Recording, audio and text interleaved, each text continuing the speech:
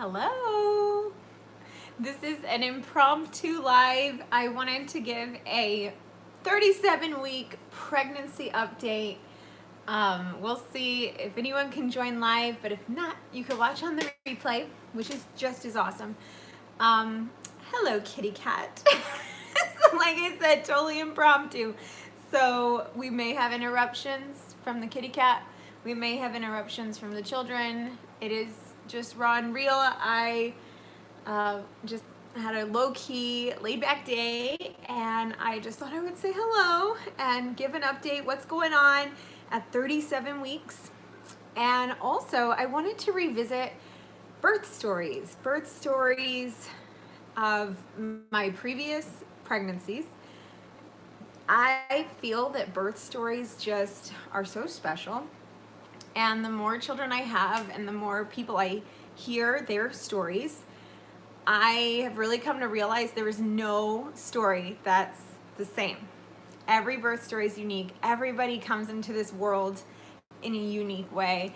And I think that they're pretty special. So, and there's lessons to be learned in all of them. So I just wanted to revisit old birth stories and just talk about those. But first, I'll let you know, I feel fantastic. I feel really good. My energy levels are great. I'm not that sore at all. I feel good, which tells me that baby is probably gonna stick around in there for a while because I'm still happy to be pregnant. I don't have any of those feelings of, oh, I'm so tired of being pregnant. I'm so big. So I think she's gonna be there for a while. Like I said, 37 weeks. I had one born at 38, another born at 39, and then my last one was born at 41. So I'm guessing this one's gonna be more like 40, 41 weeks. But that's just a prediction. I don't know. Could be any day, right? I had in my mind the 22nd of the month would be a good time to have a baby for me, but then I found out that that didn't work for my childcare people, so I'm trying to rethink that one. Maybe the 28th, I don't know.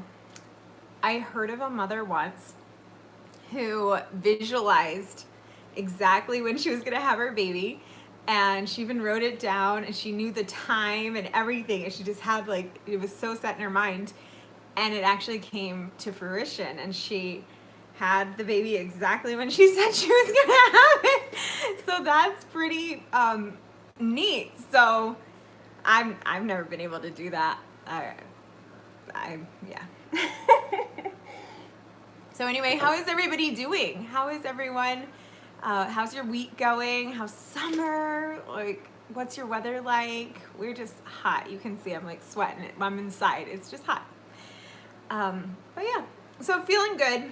The baby has not dropped yet, I don't think, because I don't feel any lightening. It's still very much up here. I'm not getting very many cramps or pre-labor things, just a few. Nothing like I did a few weeks ago. A few weeks ago, I thought I was going into early labor, and now that's completely subsided. I haven't been working out as much as I usually do, just because I've been so busy. And so I'm wondering if that has something to do with my body not cramping as much because I'm just not as active. I don't know. Tara says, we are so similar. One born almost on time, second emergency C-section at 28 weeks, 3 at 38 weeks. And I lost the comment. There it is. I'm 36 weeks with prodromal labor at night for the last 2 nights. Ooh, that's exciting. Whenever I feel the pre-labor, I always feel, it's uncomfortable, but kind of glad. I'm like, okay, good. It's work now or work later. So might as well work now. I don't know if you feel that way too, or if it's just annoying to you, but I really haven't had much pre-labor. Like I said, maybe the last 2 nights I've had a little bit, but not even really painful. So I don't know what's going on. It'll come. It'll come. What else is new? I got told that I look big for the first time this whole pregnancy. Yay! I got told, you look the biggest I've ever seen you. And she didn't know what that comment meant, because as I've shared on these vlogs, I struggle with gaining the weight during the pregnancy, and people are always saying, you're not that pregnant, you look so tiny. So when she told me I looked big, that was music to my ears. I know some women would hate to be told that, but for me it was just a nice thing to hear. I actually lost weight last week, so it was nice to, it was extra nice to hear it. I think I was just so busy we were doing home renovation stuff, and we were so busy, I think, that I didn't eat like I usually do. So this week I've been trying to be really mindful of eating a lot. It is what it is. So yeah, so birth stories. I'm gonna tell some birth stories, and if you are in the live chat or you're watching the replay and you wanna share your birth stories, if you shared any of the experiences that I've had, please do, because I love birth stories, and I just think they're, I don't know, they're just a way for women to connect and bond, and I love them. So I'll start with my first child, and I'll give the highlights, because we'll be here forever if I just tell you everything. But my first child, I got intrauterine growth restriction, IUGR. So that's where the baby stops growing for whatever reason. We discovered it, we took an ultrasound, and we discovered that the baby wasn't measuring like he was supposed to. And so they also noticed that I had oligohydramnios, which means that the amniotic fluid, there wasn't enough amniotic fluid. And then they also noticed the placenta looked kind of weird, and so they thought maybe the placenta was dying. So this is my first child, and we were planning to have a natural birth at a birthing center. And then on the off, like randomly, we decided to do a 3rd trimester ultrasound, and then we found all these things out. So you can imagine, it wasn't my idea of what we were getting into when I got that ultrasound. I'm thinking, oh, we get one last peek at baby before my natural birth at my birth center. And then they discovered all these things, but they didn't really tell me what they meant, and it was my first pregnancy, so I didn't really know. Oh, there's not that much water, is that a problem? Like, I didn't know. So then the doctors talked to my midwives. My midwives called me into the birthing center that same day, and so we went from our ultrasound, the sonographer's office, to the doctor's office, to the birthing center. And I'm sitting with my midwife, just, clueless. And she says, we need to get this baby out. And I said, awesome. Okay, so do you have herbs for that? Or what do I need to do? And thinking it's going to be this gentle thing. And she says, no, we need to get this baby out today. Like, go to the hospital right now. And so she explained to me what was going on and why they thought that was the prudent decision. And then I'm just scared, because I was almost 38 weeks. It was about 38 weeks. And I had no intention for a hospital birth. I had not even read up on cesarean section, because I was very naive. I'll be praying for a good birth and a healthy baby. Thank you, Justin. I was very naive back then, and I was clueless. I was like 22, so, but anyways, so we went to the hospital, and I had my birthing book, and I'm like flipping to the section on C-section and induction and all the things that I hadn't prepared myself for. And thankfully, the midwives were able to come with me to the hospital, and they had a doctor they were working with. He was fantastic. And he saw me frantically researching, and he's like, what are you doing? And I said, I'm learning about C-section because I think that's a real possibility here. And he's like, no, don't worry about it. You're fine. You're in good hands. And so that really put me at ease. Long story short, I had an amazing team. I had an amazing birth, given that it was in the hospital, except for those nurses that kept asking me if I wanted an epidural, even though I told them not to. And I was induced, and it was a classic induction. It lasted exactly the amount of hours the pills were supposed to last. Is like, this is our 4-hour pill, and this is our 6-hour pill, and then we have our baby. And it was classic. So it was as good as it could be. And I had a good support team. My sister was there, my mom was there, my husband was there, the midwife was there, I had a doula, and then I had the doctors and the nurses, so I was just surrounded by support and by love, and I know that's what got me through it. I want to know, are you... Some people like to birth more privately, and some people like their team, you know? Are you one of those that likes to birth privately or with your team? So for the first birth, I definitely appreciated that team, and as I've had more births, I've gone more private, I guess. So that's interesting. But yeah, Charlie came into the world and he was 5 pounds and healthy. The placenta was fine. There was nothing wrong with him. And so that birth took me a while to recover from. Did we make the right decision inducing him so early? Because it was more of a precaution. And I get primal and I want to hide from people. Yeah, so I have gotten that way. The more births I've had, I'm just like, let me just go to my cave and grab this baby now that I know how to do this. Yeah, so that one was tough, and so the postpartum was tough on that one because I had a lot of guilt about not getting the natural birth experience, but I worked through it, thankfully. But that was the first one. So second birth story. This one's a quick one because it was literally a 2-hour birth. And I went into labor, and I wasn't sure that I was in labor. My husband was at work, and I called my mom to come over just to, you know, have some support. Hey, can you help me with the kids? I'm having some cramps, whatever. Or the kid, it was one kid at the time. So she had, Regina says, I'm 21, I don't have children, so no birth stories for me. That aside, I think mothers are heroes with all they're going through. God bless you for your birth. Thank you. Oh, I said Regina. It's Regin, or I don't know how to say your name, but that's really pretty. Thank you so much. Yes.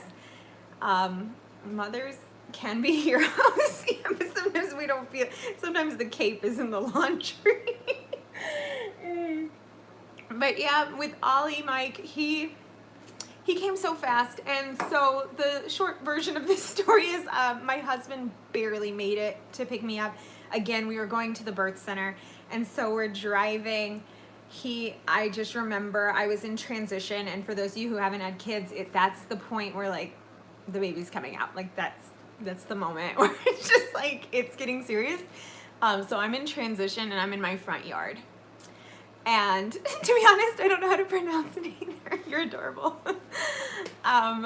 So I'm in my front yard in transition, and my husband drives up in his car, and I just hop in the car, and the baby is pretty much coming out. Yeah. And so that was the worst car ride ever. But thankfully, he didn't go all the way out, and we got to the birth center, and I hobbled in because he was literally right there, and my midwife was there already, thank goodness, and I said, catch. And she caught. So that was super fast. Looking back on that birth, I asked my mother, Mom, why didn't you take me to the birthing center? Why, like, that was an option. Why didn't we do that? And she said, you yelled at me and told me not to. I don't remember that at all. So yeah, sometimes you get birth amnesia, and you, yeah, she wanted to take me. She knew it was time, and I was like, no, my husband. I love birth stories. Me too. So I hope people will share theirs in the comments below. And then our last birth, this one was the most peaceful birth. It was a home birth. And I went into labor, and then I know what to expect. I didn't want to drive to the birth center again. We are not held responsible for what we say during labor. I know. Are we culpable for that? Do we have to confess the things we do in labor? Yeah, I don't know. But with my third child, I decided we're not going to the birth center because I don't want to do the baby in the car thing. We're going to do a home birth because who knows, it could go fast, right? And so it was so nice. It was a 6-hour labor. And the first 2 hours were so intense. I took a walk. And then the next 2 hours, I took a nap. And when I woke up from my nap, I called the midwives. I said, okay, you can come over now. They came over, they set up, and we had the birth tub set up. They have this sterilized tub that they can set up in your house. And oh, but a funny thing about that, my husband thought it would be a good idea. I don't know how you'd feel about me sharing this story, but he thought it would be a good idea to make a homemade hose. And so that was something pretty funny about the birth, because what we had to do is attach the hose to the shower to fill up the tub, which was in the master bedroom. But his homemade hose got messed up and it so it clean water, but it made a huge water mess. And here I am in labor and this hose is spilling all over. Yeah, but I didn't even pay attention to it because I was so in the zone.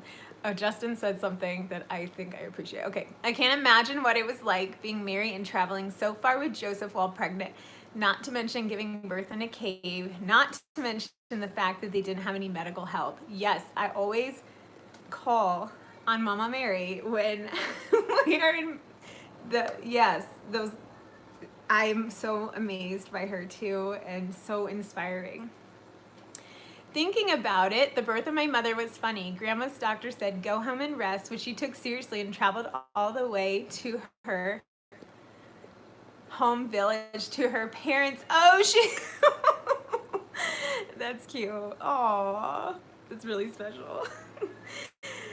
Well, I mean, you take it literally sometimes. Okay, I need rest, right? Oh, that's so cute. So with the hose, it was big water mess in our bedroom. But for some reason, this birth was not serious to me. I was laughing. In between contractions. During contractions, I'd be really serious. And then I would be joking around with everybody and cracking up in between. And I had this visual of this guy. He's a trainer. He's a YouTube guy, but he's really rude, so I'm not even going to share his channel, but he yells at people and tells them to get to the gym, do you even lift? He yells at people. And for some reason, I had that guy as my labor coach in my head. What are you doing? Get through this, blah, blah, blah. You're such a pansy. Or he was yelling at me, and I thought it was so funny. And somehow that made it less painful. It's just the coping techniques we use. Forget hypnobirthing. I got this crazy guy yelling in my head. And so I'd be cracking up. And it was just a very joyful birth. And then the water hose, I think maybe if that was a more stressful birth scenario, that have made me mad, but I was laughing. I thought it was funny. I'm your homemade hose didn't work. I told you. So it was great. And then he came and he was a water birth, and I'd say it was relatively pain-free. And that was a first for me because the other births definitely hurt really bad. So those are my birth stories. And somebody has come to join us. Hello. And I have something to tell you. Oh, you do? Tell me in my ear. What?